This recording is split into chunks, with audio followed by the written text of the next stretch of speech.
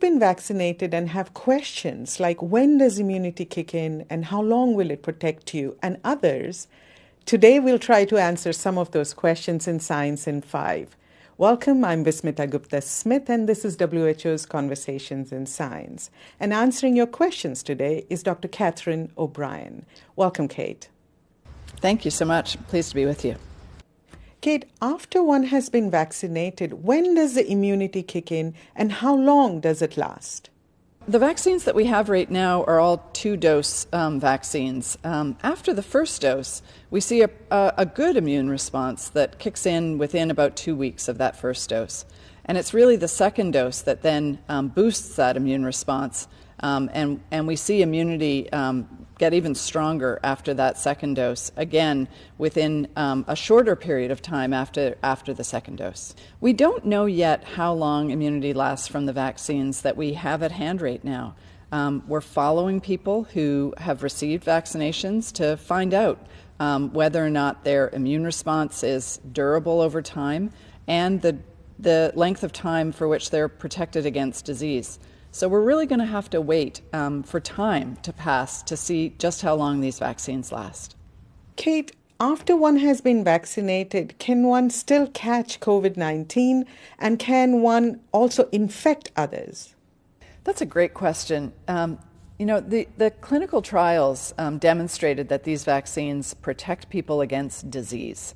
What we don't know yet from the clinical trials is whether or not the vaccines also protect people from just getting infected with the SARS-CoV-2 virus, and whether or not it protects against transmitting to somebody else. So this is a really important part of our understanding about what these vaccines do. Do they only protect against disease, or do they also protect against getting infected and being able to transmit to somebody else, even if you're not having any symptoms? Kate, explain to us, why does one need to continue with the precautions even after vaccination, and how long are we expected to take these precautions? So we really need to continue these precautions while we're still learning about what the vaccines can do. Can they protect against getting infected and transmitting to someone else? And right now we're in a situation where there's still very broad transmission in many countries. The transmission is just out of control. And so for how long we need to continue these precautions is really going to depend on what communities and countries can do to really crush this virus, to crush the transmission. And in that way, the vaccines can do their best job at preventing disease. But remember that we don't actually have the evidence yet for using the vaccine in some age groups. We don't have the evidence for use of vaccines in children, for instance. So for the time being, those age groups are going to continue to be at risk of both disease and infection and being able to transmit to other people. The second reason is that the vaccines are in short supply. So we don't have enough vaccine yet out in the community to protect everybody. Those are the reasons why we have to continue the precautions, especially the masking, the physical distancing, the hand washing, and not gathering in big groups.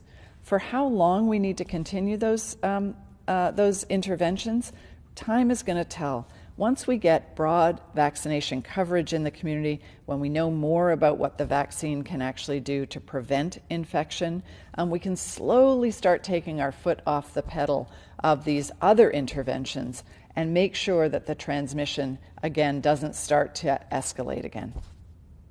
Thank you, Kate. That was Dr. Catherine O'Brien.